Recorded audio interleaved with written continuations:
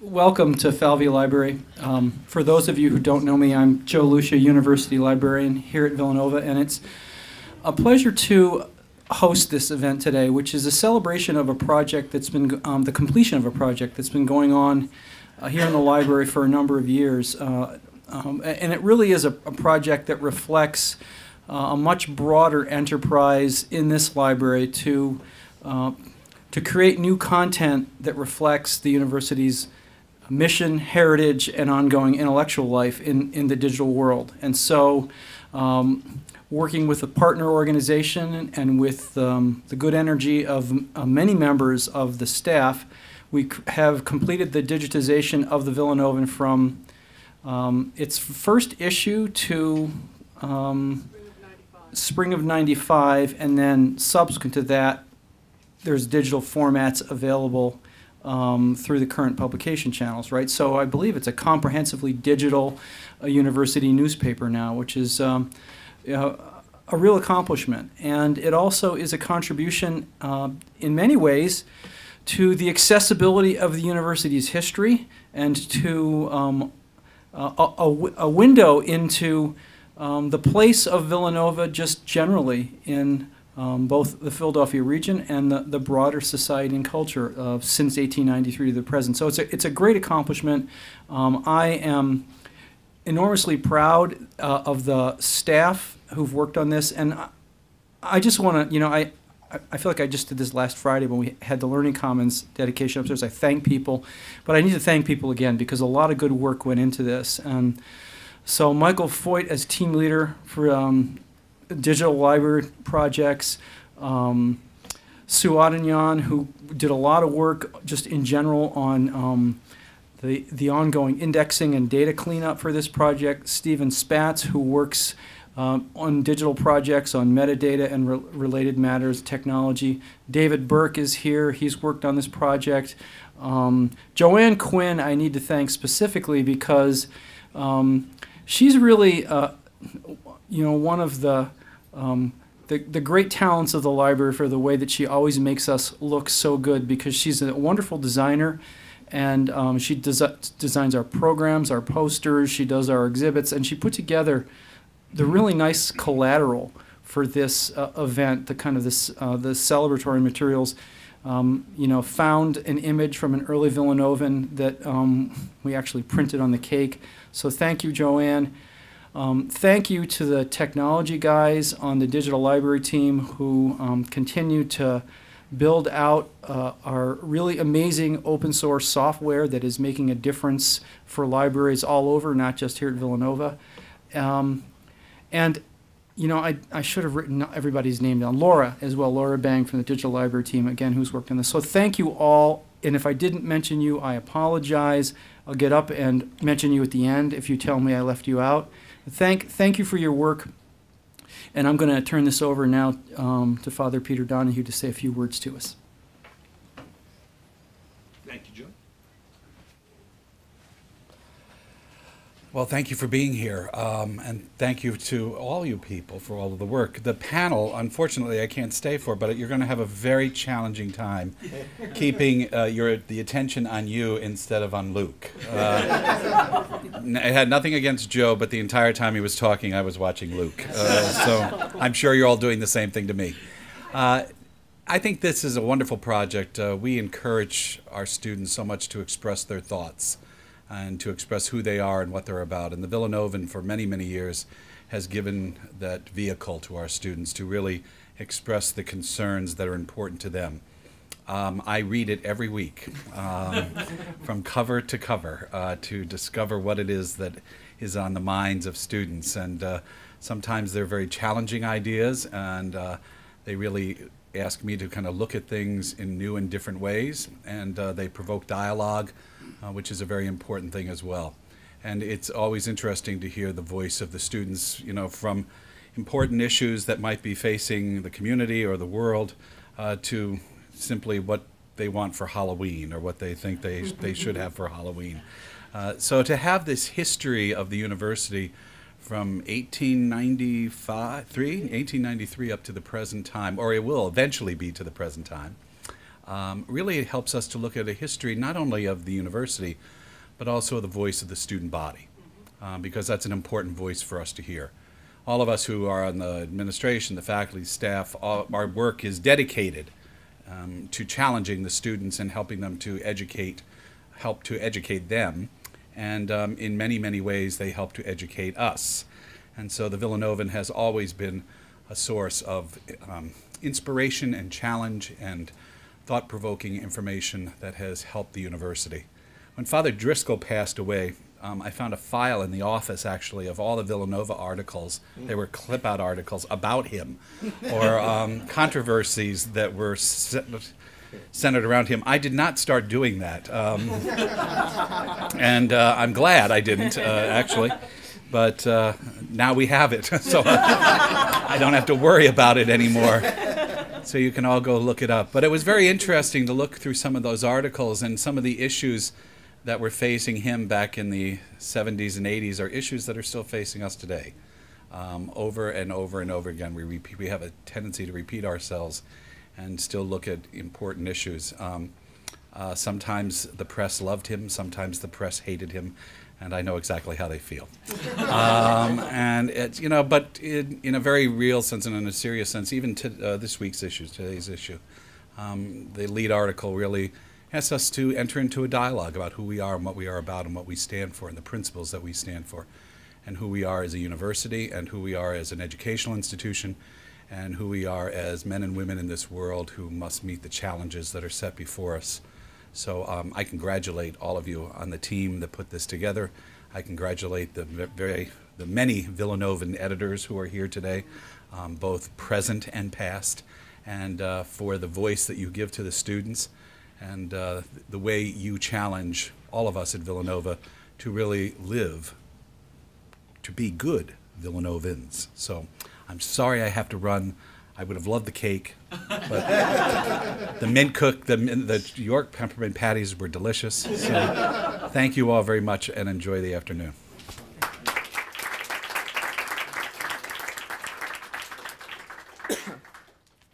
Thank you. Welcome, everybody. I'm Stephen Spatz, Assistant Outreach Librarian, and I'd like to carry us through the remainder of our program. We're going to hear from many creators of content at the Villanovan, both past and present, as well as members of our digital library team who have been instrumental in putting this whole resource together.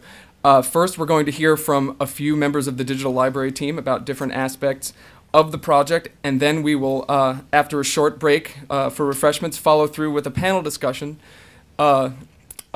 including featuring some of the creators of content from the past and the present.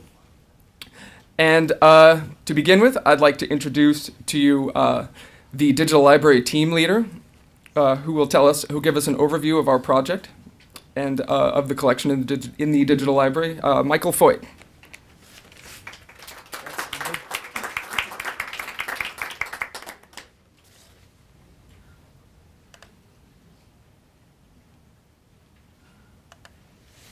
Thank you, Stephen. Welcome, everyone. I'd like to give thanks, like Joe did, to quite a number of individuals that contributed to this enterprise. First of all, I'd like to thank the Villanova administration for continuing to see the value in preserving and making accessible the documents and heritage of the university, and sometimes it can be very, very difficult to manage and communicate the message of integrity under the critical eye of the Fourth Estate. So thank you for your continued support to open journalism and for creating a climate that fosters dialogue and for allowing us to come together in circumstances and surroundings that allow us to have food and drink to eat and to enjoy. I'd also like to thank the individuals who were responsible for organizing this particular event and bringing the food and beverages to us and the graphics, to Jeff, to Regina McFadden, Joanne Quinn, and as a former editor of the Villanovan, Joanne has served as a constant well of energy and enthusiasm for this event, and to David Burke. The custodial staff was here cleaning right before, so thank you to Tony and Dean and to Joshua for taping this event for posterity. To Laura Bang of Digital Library for creating the mini exhibit that's highlighting the Villanovan as you enter. To To the digital library support staff, David Lacey, Damian Katz, and David Usbol, for creating the software that helps to make searching and the display of all of the images from the Villanovan available. To the Alfred P. Sloan Foundation for providing a subsidy for the digitization effort through Lyrasis, which is the nation's largest regional nonprofit organization serving libraries. It is a cast of thousands. To Kathleen Liu, the digital library intern who started the painstaking work of dividing the individual issues one page at a time for all 1,713 issues. To Damian Katz, who integrated Kathleen's files into the library catalog and facilitated full-text searching through the library catalog. Thank you.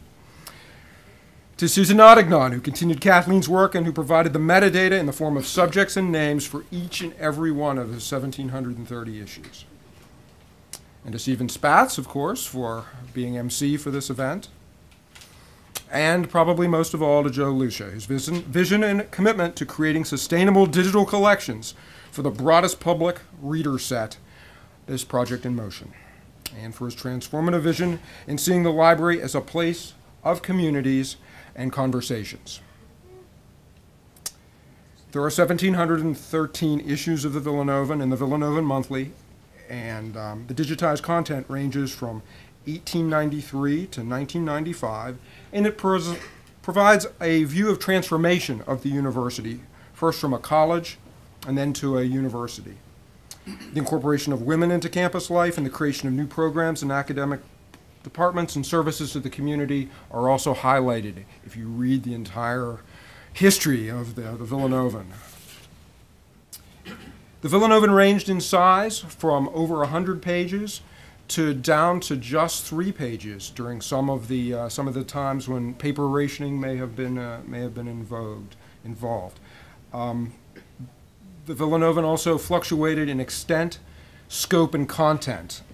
Much more in the early years, the Villanovan was a literary magazine with poetry, short stories, cartoons, songs, athletic coverage, alumni updates, campus news. And today, those sources of information can be found in other periodicals like Concept or the Villanova Alumni Magazine. Even for a few years, the Villanovan functioned as the student yearbook before the Bel Air was created in 1922.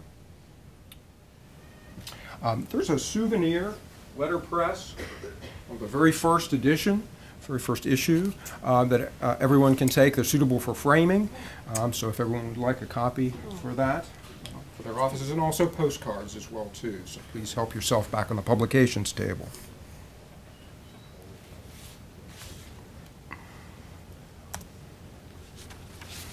So the very first article in the very first issue of the Villanovan is not a news article, but rather it's a poem, Alma Mater, V-I-L-L-A-N-O-V-A, by Joseph Hyson, class of 1917.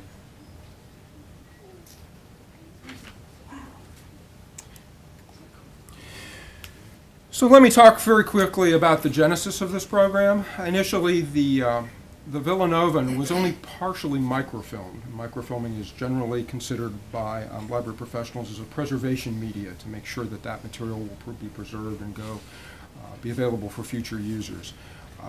The entire run, those years that were not microfilmed, were sent out for microfilming at OCLC Preservation Services, and all of the issues were examined, missing copies were found, and the best copies were sent. So we had the entire range of the Villanovan from its earliest years available for microfilm.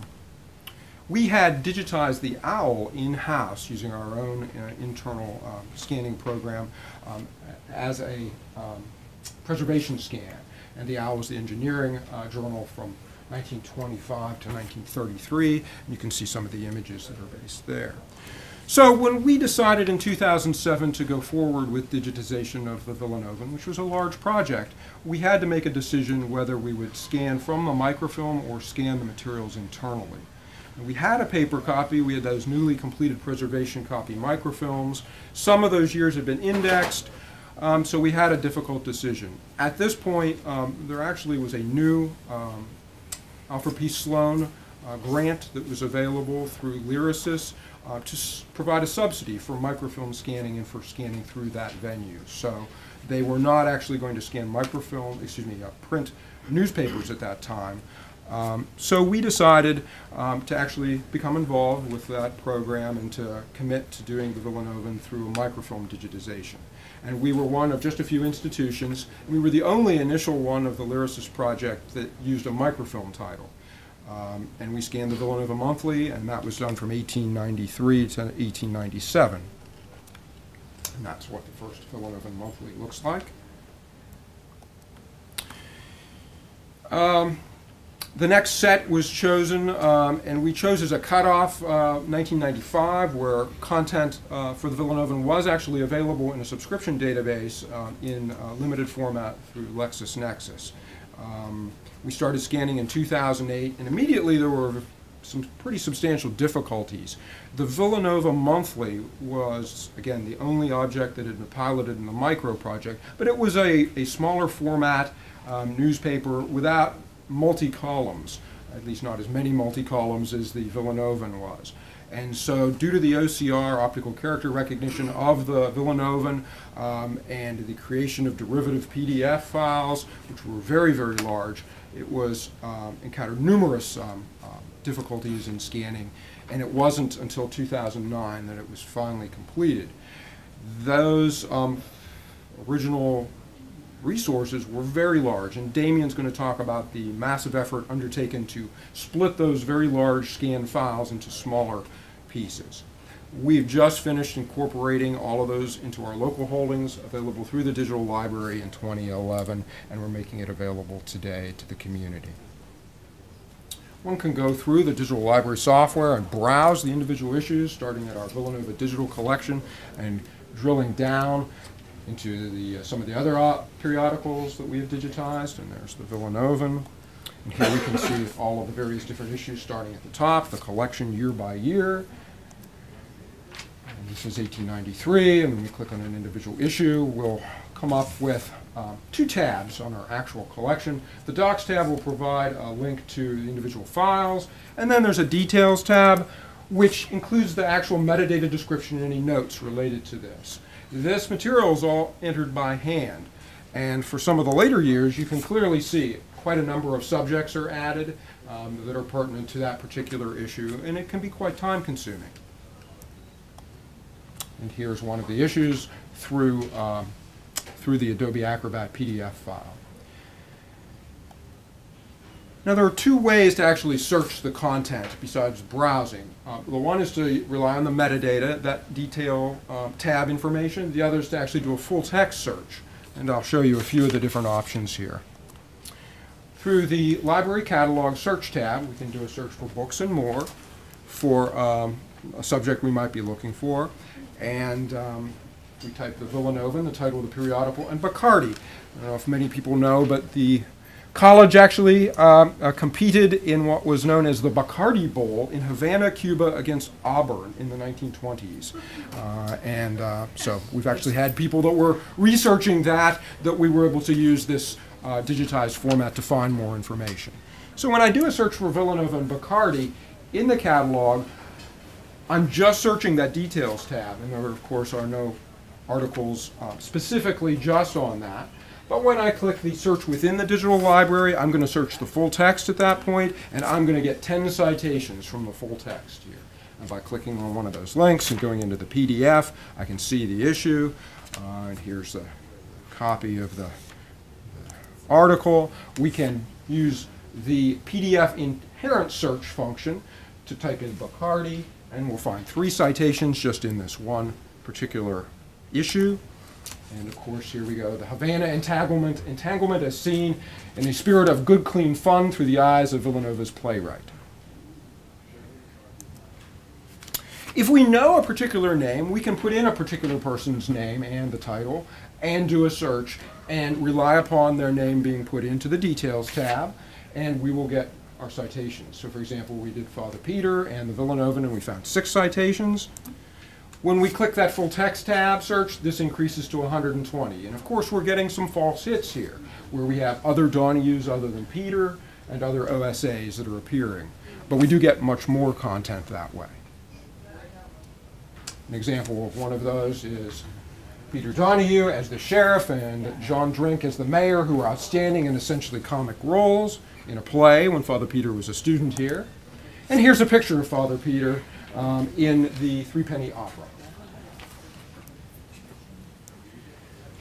So some of the observations, the digitized Villanovan increases the opportunity to observe growth and change in the institution through the prism of student journalism. It increases access to one of the primary sources of institutional memory and shows what makes Villanova University ever ancient and ever new, and increases the ties of the community by showing the living legacy of student poems, stories, and news throughout time.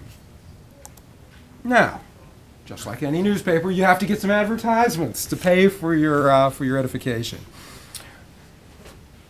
The software, the search software, is made possible through ViewFind, which is an open source software which is run through Villanova, which is international in scope. It's headquartered in the library. The chief programmer is Damien Katz, sitting right here. The content that allows us to view the individual digital content is ViewDL, also another open source project run out of Villanova, content management system, whose chief programmer is David Lacey. Our current online digital exhibit, Chaos in the Streets, the Philadelphia Riots of 1844, chronicles how Villanova University was actually founded using digitized images from our collections. We're continuing to scan through Lyrasis, other materials. We're currently going through Acta Sanctorum, the Lives of the Saints, in folio size, in Latin, and we're at volume 33 right now, I believe, making it available to the universe of scholarly inquiry. And coming soon to this very spot on March 22nd at 1 o'clock, we have an Irish music celebration. We have been busy digitizing music files of the Philadelphia Ceilidh Group, and we will be presenting that here in a forum with Irish musicians as well. So I invite you all to come back and to enjoy that event as well. At this point, Stephen's going to introduce Damien. Well, Damien, you can come on up if you like, and Damien's going to talk about the actual process of going through the Villanova. Next, we'll hear from Damien Katz, library technology staff and chief architect of this collection. Hello. Just get my presentation up.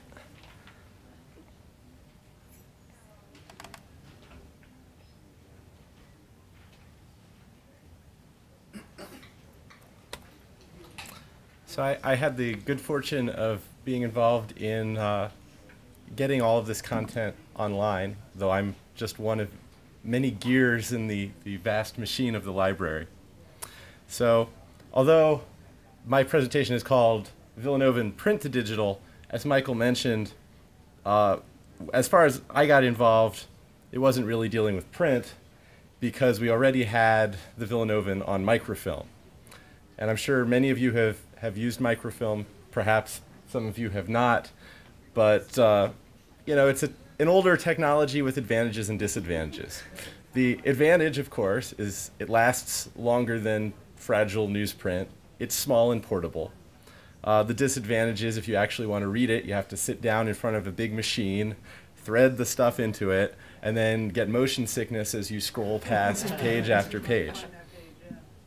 So fortunately, through our partnership with the Internet Archive, we were able to send away our microfilm, and through this magical technology, they scanned it all into big PDF files. And they mounted it on their website. So this was an exciting first step because fairly early in the process, the Villanovan was online. People could get to it. But it's never that simple in technology. So first of all, the Internet Archive is a wonderful program. There's all kinds of amazing stuff in there. And if you haven't been to the Internet Archive at archive.org, I encourage you to go search around. They preserve all kinds of digital objects that are in the public domain. You can watch movies, you can find music performances, there are all kinds of out-of-print books and things. But for all the wonderful things about the Internet Archive, its online interface is not one of the highlights. It's kind of awkward to navigate through. And even worse, in the case of the Villanovan, well, here's our problem. The way that they digitized the microfilm is each reel had several years worth of issues on it. They just scanned an entire reel, saved it to a file, and stuck it on their website. So if you wanted to actually look at that file, here I have downloading on a fast internet connection. It says 9 minutes remaining before I can even look at the file. When I get to the file, it's so big that unless I have a really powerful computer, it's going to be slow and awkward and confusing. So at this point, we have digital files, but we can't use them. So there's a solution. I'm a programmer. I like to put code up on slides. So I wrote some software that could take a really big PDF file and slice it into chunks, which is really great, except that that's the easy part, because somebody has to figure out what those chunks are supposed to be. And that is where you get an intern. So many thanks to Kathleen Liu, who took my software, looked at every single page of every single reel of the Villanovan, and wrote down the page numbers for the start and end of every issue, and also made notes of a few cases where pages were missing or duplicated so that we could scan them from our paper copies and fix problems. So after months of work, we had all of our PDF files sliced into usable chunks. So step 2, we put them into our digital library system, which Michael showed you, so that you can actually go to a particular issue in a particular year, download it in less than 9 minutes, and read it in a format that won't crash your computer.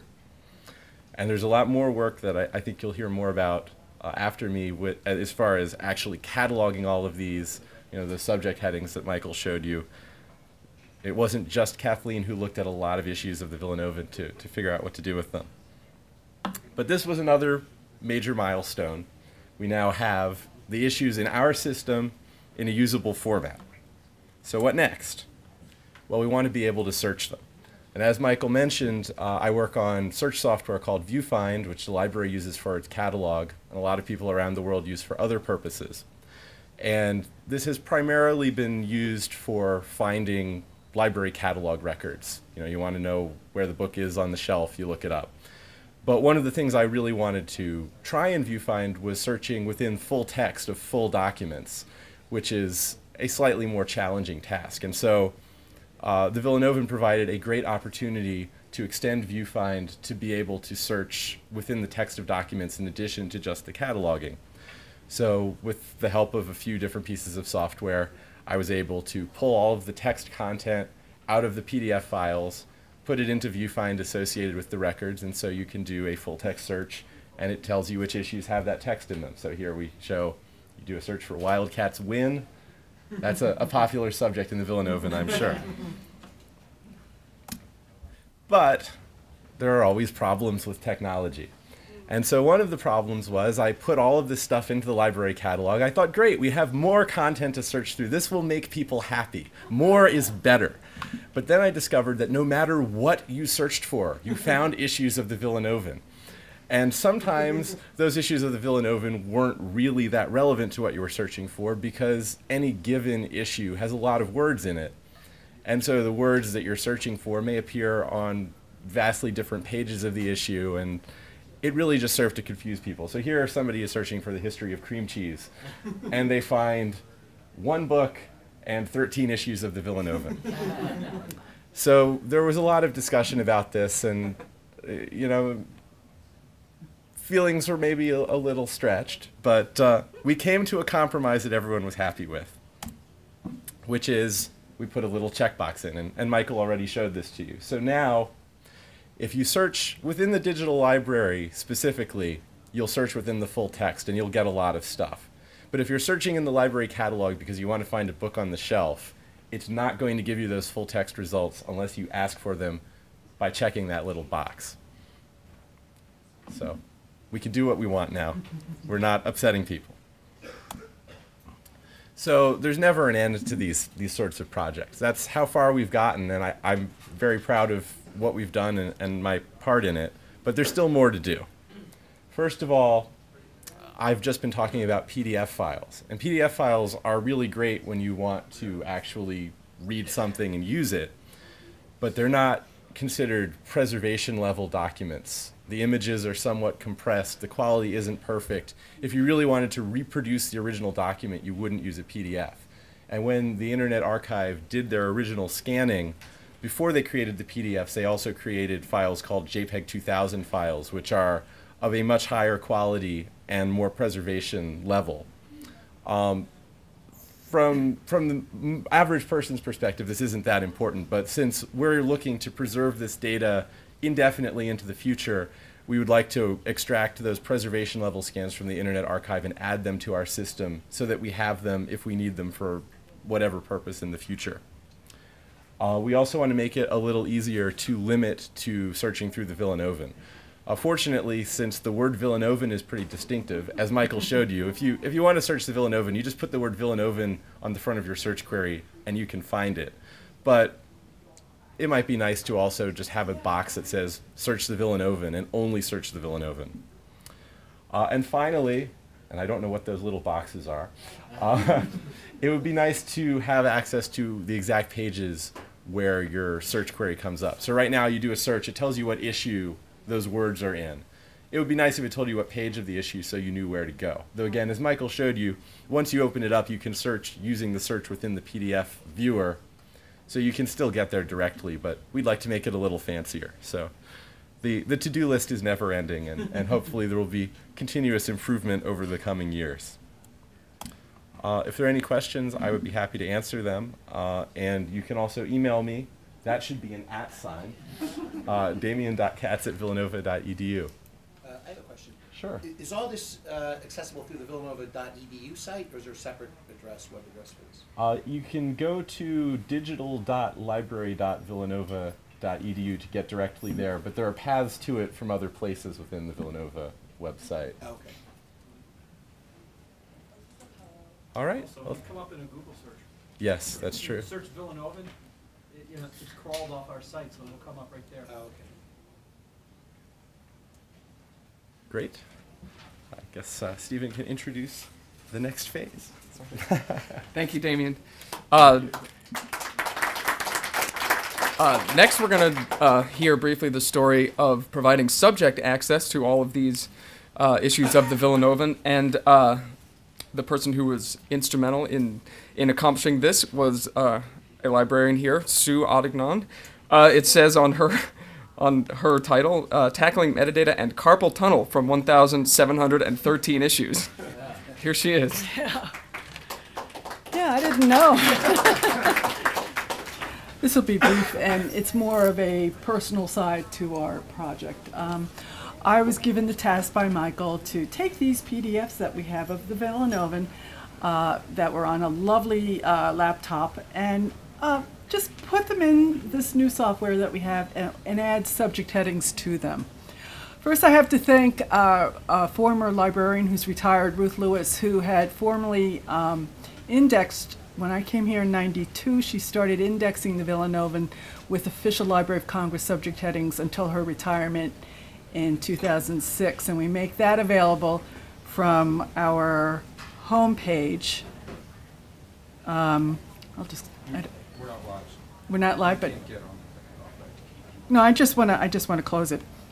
I don't need Damien. I almost had one. So we do have her indexing capability answers from 1992, which is overlapping what we have, to 2006 for issues that will be available eventually.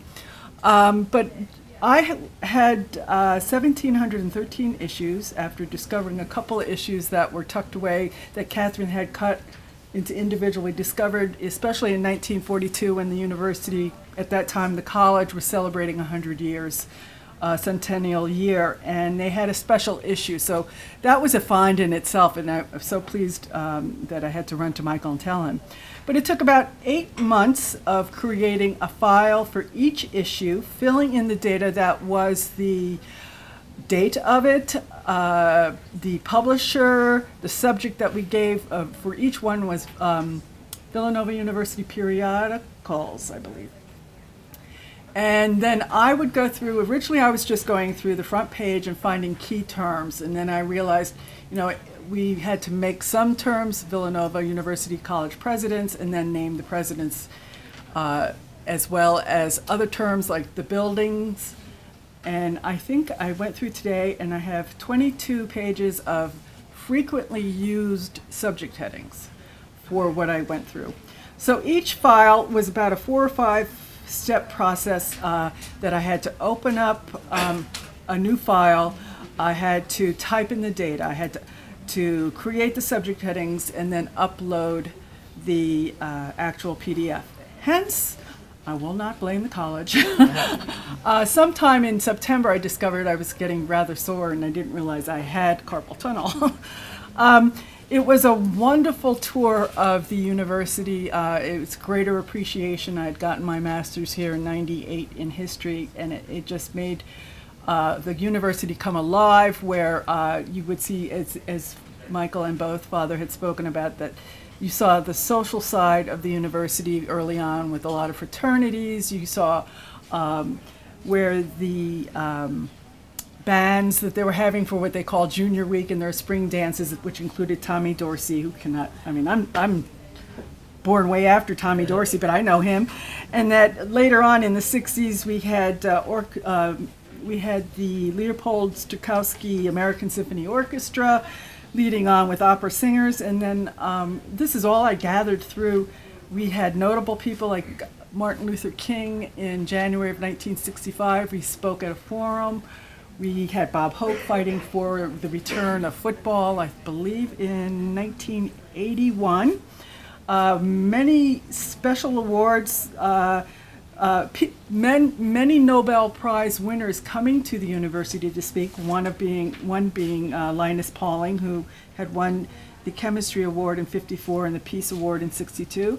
We also had Dick Gregory come in '88 and later Julian Bond. As we know, the Villanovan covered all of the school happenings along with the new buildings, dedications of buildings, and as well as, especially in the 70s and 80s, you see a lot of the University Senate, discussion of faculty, and the AAUP, their group of the university, as well as the sports, which that's a whole story in itself if I were to concentrate on that. But it was a wonderful tour of each issue. I thoroughly enjoyed it, and it is something that the university and the library should be very proud of to make available, because we've had reference questions. I'm a reference librarian, research support. Last year, asking how were the students during Vietnam War, which they were looking in the 60s, early 70s, and we would say, well, we could take you to the papers. We now know we have specific issues that we saw them protesting against Dow Chemical when they came for a career fair. We call it career fair now, but they had a career day. How the university reacted to that. We've had there were several articles about a certain priest who I cannot remember his name, who protested the war in itself. So we are making it available, and I can't wait till the next reference question for Vietnam War comes through, because I'll be able to say, here. I hope you do take time and at least browse through it. It is a wonderful experience.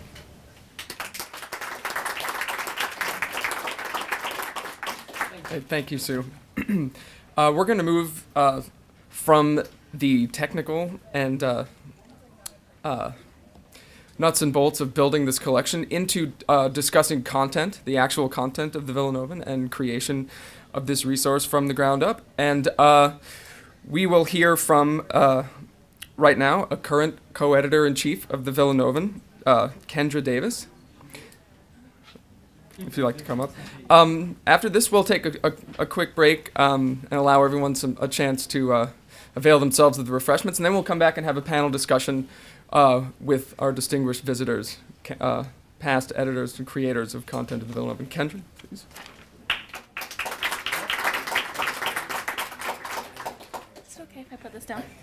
Is that okay? Right. I'm short, so I'll move this down a little bit. First of all, I want to say I was talking to my mom last night, and she was so excited that I was doing this because she's actually a consortium librarian in Rhode Island.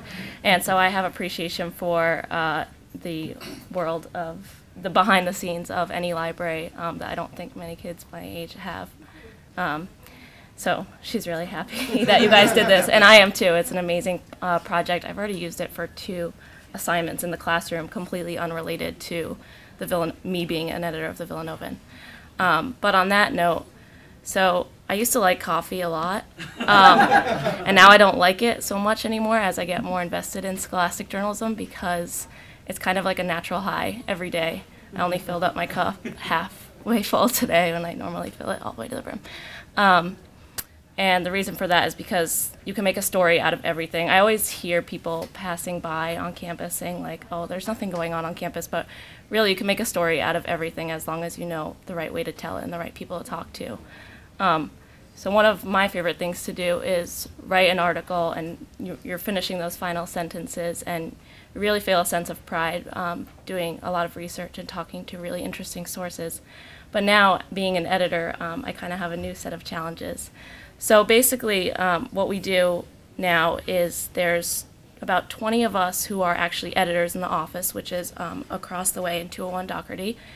And we get together on Sunday nights for what we call budget meeting, which is figuring out how many pages each section wants that week based on the amount of articles they have, word count of those articles, what kind of photos or infographics they're hoping to accompany with those articles.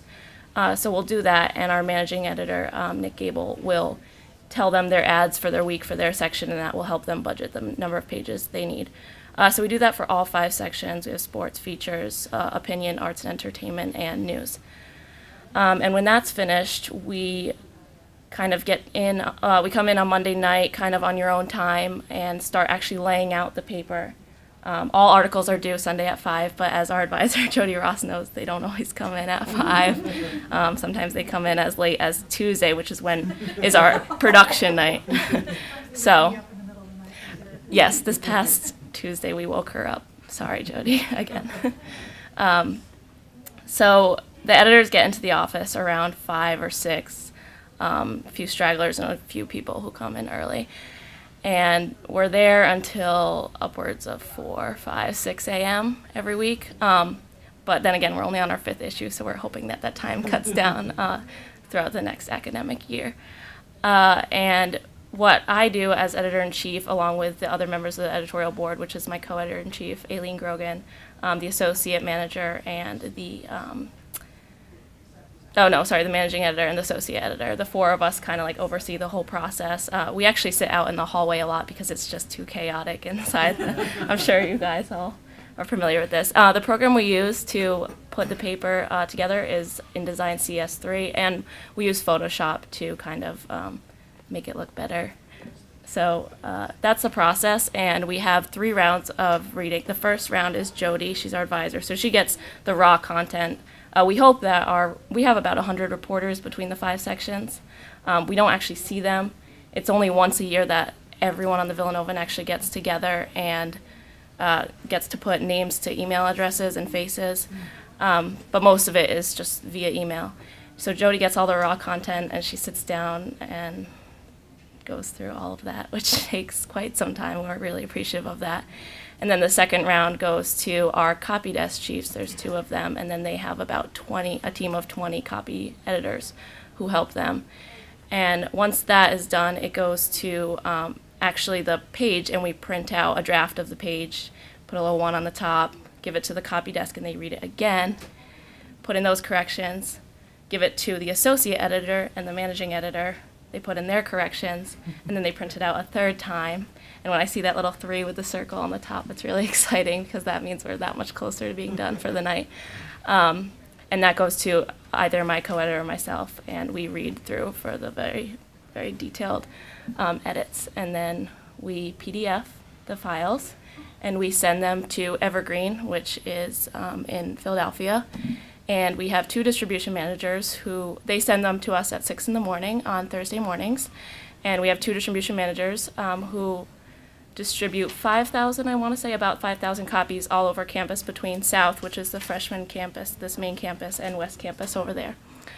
We also have, now that we're online, which we've been on for about 6 or 7 years, something like that, we actually have almost 9,000 online subscribers who get an online edition every week. And the people in College Publisher, which is the website that hosts us, are thinking that we can get to 10,000 subscribers. So if you want to, I'll go on the, this is a shameless plug, you should go onto the website and subscribe if you haven't already. In terms of moving ahead with technological advances, we are currently designing a mobile app, which is, we hope to, Tom and I and some of the editors hope to get that out by the end of this academic year. And that will be great, because everyone has smartphones on campus, and we're one of the most wired campuses, so we got to keep up with that tradition. But this project is amazing. What we do is nothing compared to this 4-year endeavor, and we really thank you. I wish more of us could have been here, but they have class. Yeah, so, but that's about it. Any questions? No? No? Okay. We can eat now. All right, thank you. Yeah, if we can all break just for a quick break. Cake break. 5 or 10 minutes. We'll come back and meet our panelists and hear and discuss some more about this experience of creating the Villanovan. Thank you.